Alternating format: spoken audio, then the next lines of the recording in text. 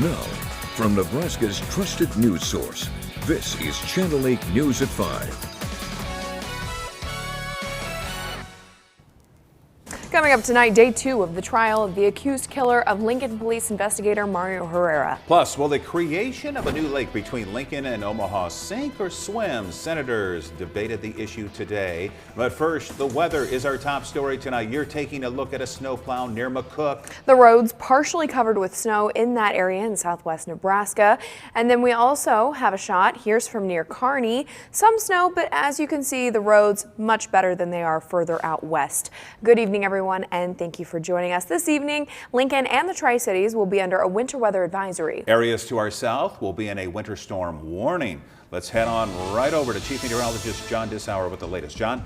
Let me first say this is not going to be the end of the world snowstorm coming our way, but considering we've had very little snow all winter long, this could be our largest snow of the entire season. Now you can see on radar right now there's some light snow showers beginning to move into Lancaster County. Some of this probably not reaching the ground, but we may start seeing some flurries here shortly. But more action as you head out to the west, out towards just to the south of the Tri-Cities, specifically along I-80 out towards Kearney and areas south towards Hastings and Red Cloud. Also out towards Oneida, getting some snow showers right now. Now this is the view from I-80 east of Shelton, or east of Kearney, near Shelton, and you can see we are starting to see snow picking up at times. Snow is also falling out there, but the roads are still looking pretty good out there. Take you to Grand Island at I-80 at 281, snow falling there. You can see the visibility is also beginning to reduce as we're getting a lot of that snow up into the sky, reducing that visibility. Same story from Henderson, looking near Henderson along I-80, and you can see lots of visibility is being reduced. Not a ton of snow out there right now, but definitely along the shoulders we've got snow. Now winter storm warnings go into effect starting at 6 o'clock this evening to the south of Lancaster County. So down along the Kansas-Nebraska state line, winter weather advisories to the north, and that will be in effect as we go through the overnight hours. How much snow are we talking about? We've made some adjustments to the snow forecast from last night and even from this morning. We're looking probably 1 to 3 in this white band with higher amounts to the south where we can see 4, 7, and maybe some isolated 8-inch amounts. We'll talk more about that and the timing of the snow coming up in my Storm Alert Team forecast. All right, John, talk to you in just a little bit. The news of the day now. Testimony continued today in the trial of Felipe Vasquez. Vasquez is accused of killing investigator Mario Herrera back in 2020. The prosecution continued to question witnesses throughout the day. All those who testified gave a description of what they were doing in and around the Lincoln home on Vine Street on August 26th when the shooting happened. One of the witnesses was now retired Captain Danny Wrighton of the Lincoln Police Department. He was serving as duty commander that day and was with investigator Herrera when shots were fired. He fell basically right in front of me. Yes. You didn't hear anything? I didn't hear him say anything. You know, when he fell, he was screaming.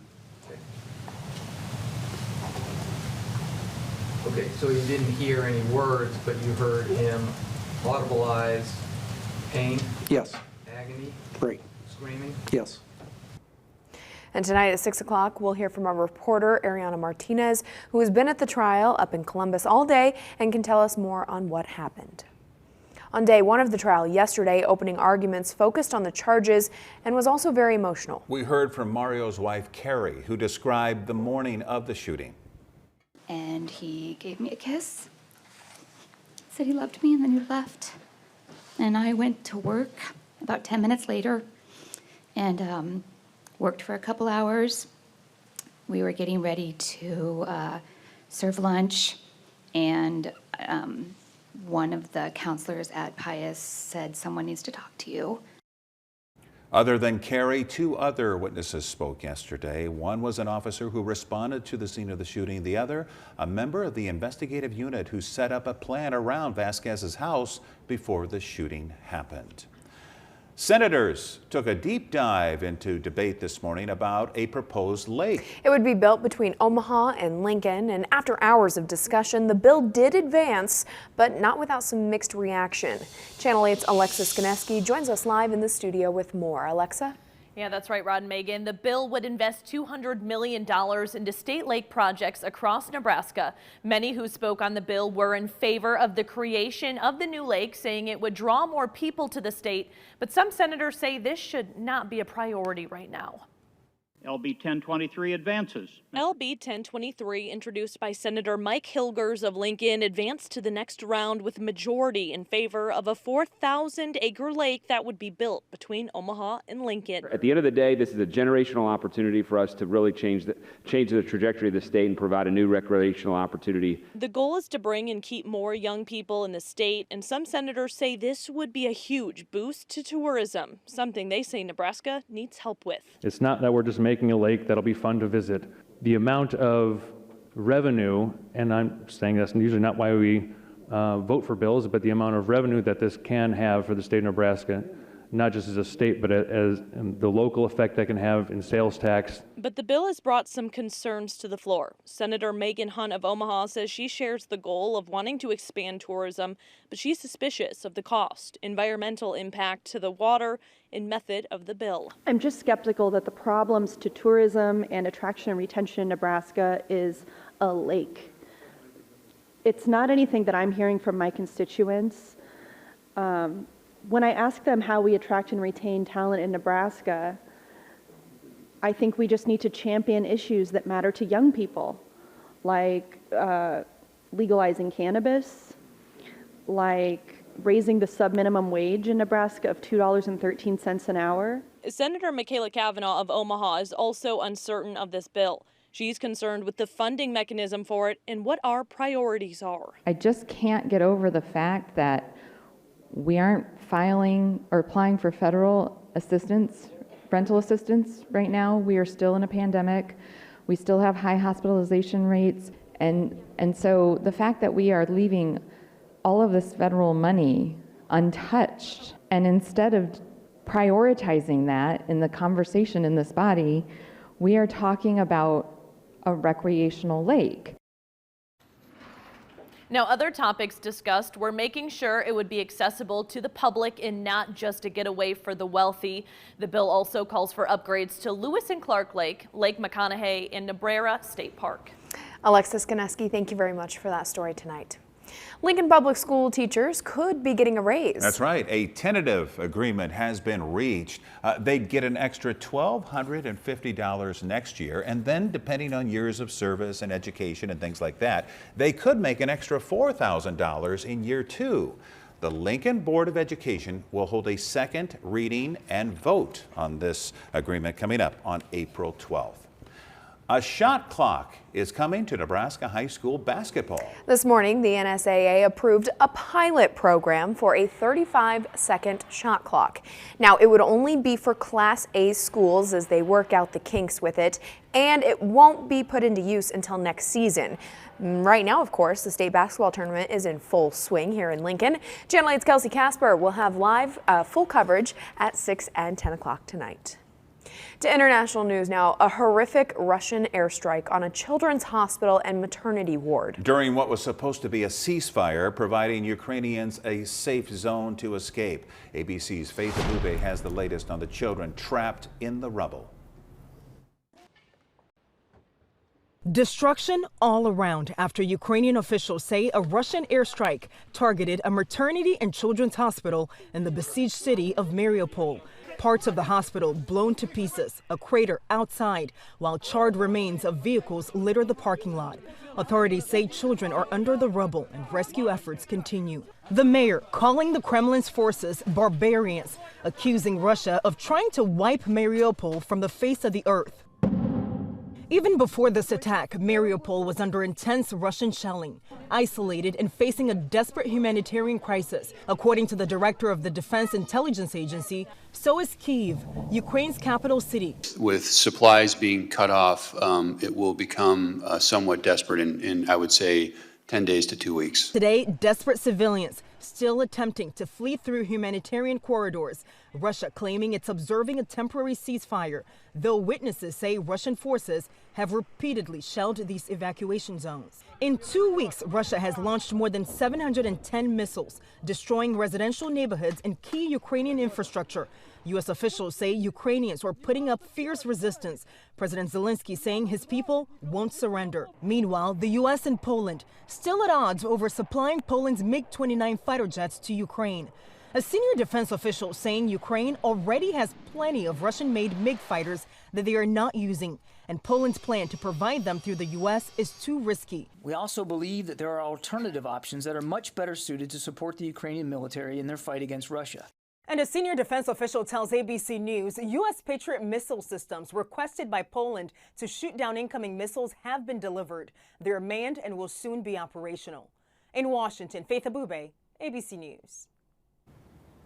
And back here at home here, a big announcement from the Lead Center today.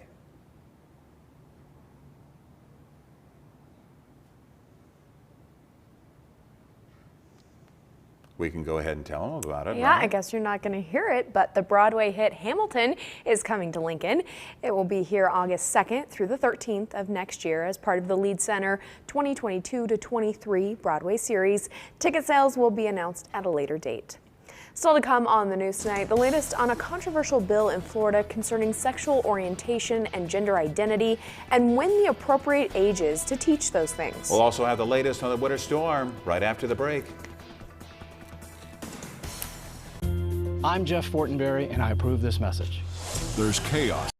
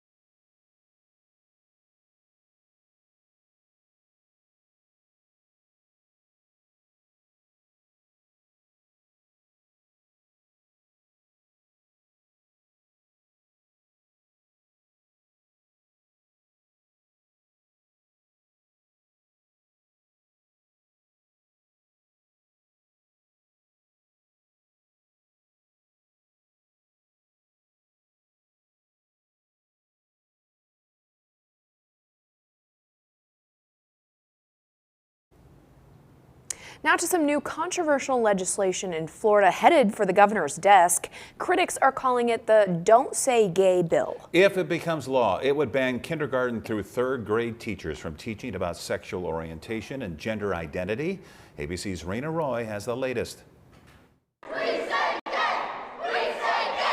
With Florida's parental rights and education bill one step away from becoming law, some students, the LGBTQ+ community, and their supporters expressing outrage. It's framed as parental rights when actually all it's doing is targeting LGBT kids, families, teachers. The proposal, dubbed the Don't Say Gay bill by critics, would ban lessons in sexual orientation or gender identity in kindergarten through the 3rd grade, and any instruction that is not age appropriate or developmentally appropriate for students in accordance with state standards. We're going to make sure that parents are able to send their kid to kindergarten without having some of this stuff injected into their school curriculum. The bill, which doesn't define what is age appropriate, would allow parents to sue school districts if they believe the policy is being violated.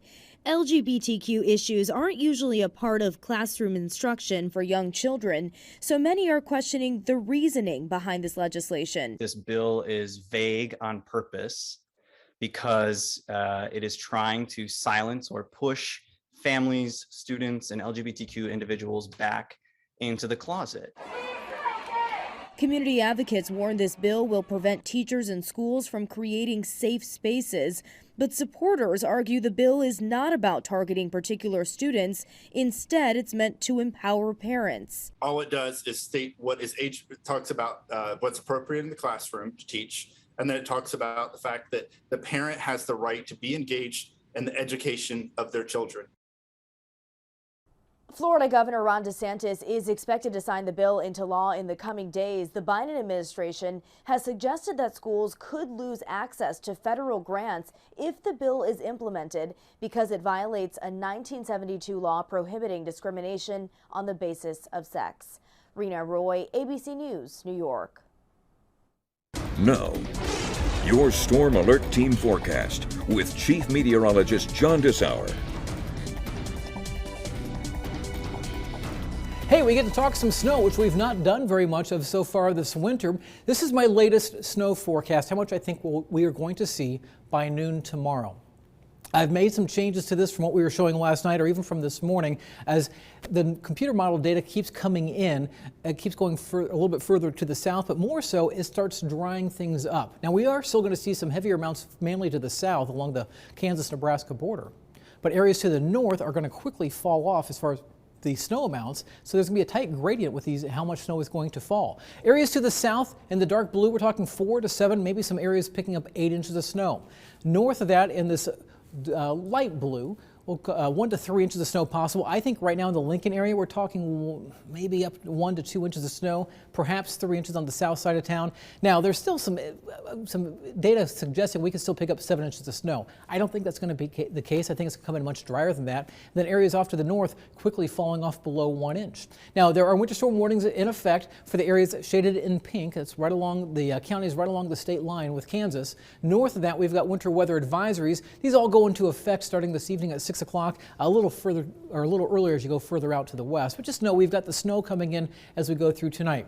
Now radar is showing you some moisture trying to move over Lancaster County right now, maybe a few flurries out there, but heavier snows right now are back out to the west, out towards Hastings, just to the south of Grand Island, out towards Kearney, also out towards Kennesaw. Now right along I-80, we'll show you the view from Shelton, 15 miles east of Kearney, and you can see there is snow falling. We've got snow accumulating on grassy surfaces, on the fields and on the shoulders, so don't be surprised by some of that. Here's the view right now from I-80 along Highway 281, showing much of the same, but I also want you to notice the visibilities are being reduced due to that snow that is currently falling through the air, even though some of it may not be making it quite to the ground just yet. So go through the rest of the evening. Stormcast suggesting we'll see snow showers continuing to move in as we go through the overnight hours through midnight, 1 o'clock in the morning, and even for tomorrow morning we're likely to see some snow showers. Is it going to be crazy heavy snow? Not likely. Now we may see some heavier amounts or some heavier intensity of the snow as you get down towards Beatrice, Fairbury, and Hebron. And then as we go through the morning and by late morning into right around the noon hour, I think we're going to start to see the snow coming to an end. So the what and when in Lincoln. We will see our chance or probability of snow increasing pretty quickly by midnight. Goes up to about 86% as we head towards 3 o'clock in the morning, 86% by 6 o'clock in the morning. Then we'll start to see it quickly tapering off by late morning, and I think by noon we are done with the snow. So overall, my freak out meter last night was at a 3. I've downgraded it for Lincoln down to a 2. Maybe a longer commute tomorrow morning, but that should be about it. Still enough you may have to use a shovel at times. Now, otherwise, temperatures right now are on the cool side. Today, we've only made it up to 30 degrees in Lincoln. 27 right now is the temperature in Beatrice, and we've got teens as you go further to the west. So a chilly day with wind chill values about 7 to 10 degrees cooler than that.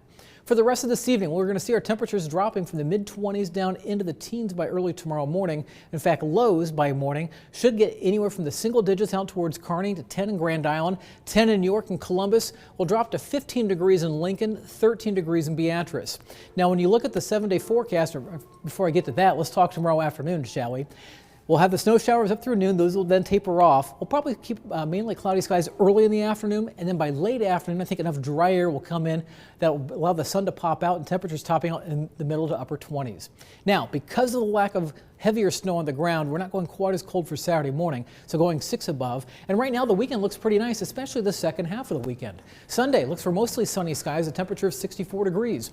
Next week looks nice as well. We've got 50s, 60s, and 70s in there for you, including lows in the single digits, 20s, 30s, 40s, and not quite 50s, but we've got temperatures varying, what is that now, 80 degrees from Saturday morning through Wednesday afternoon. But again, tonight's snow, not the end of the world by any means, but we haven't had a lot of it this year, so just keep an eye on that if you're going out this evening to drive, or tomorrow morning, especially heading to work, kids heading to school. Just remember, we're not used to driving right now in the snow this winter. We've only had 4 inches of snow to date in Lincoln. We're likely maybe to get 50 to 60% of that just overnight. Yeah, great reminder. Thanks for keeping us updated, John. A look at Wall Street now, a rebounding day. The Dow jumping 654 points. NASDAQ also up 460. Here are your numbers. You're watching Channel 8, Nebraska's trusted news source.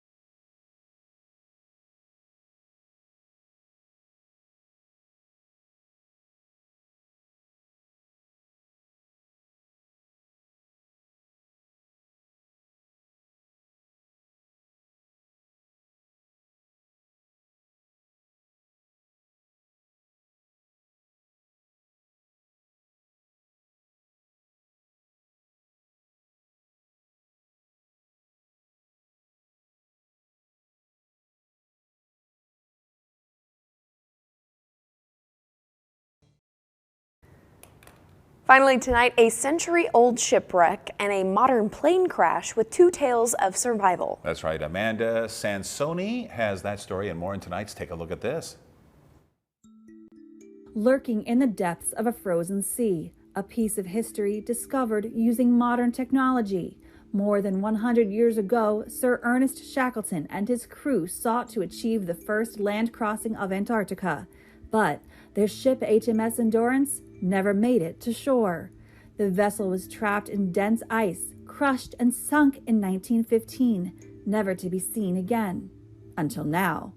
In February, the Falklands Maritime Heritage Trust launched Endurance 22, an unprecedented 35-day mission to cross a stretch of sea few ships have dared to travel, with the goal of finding, filming, and studying the wreck of its namesake.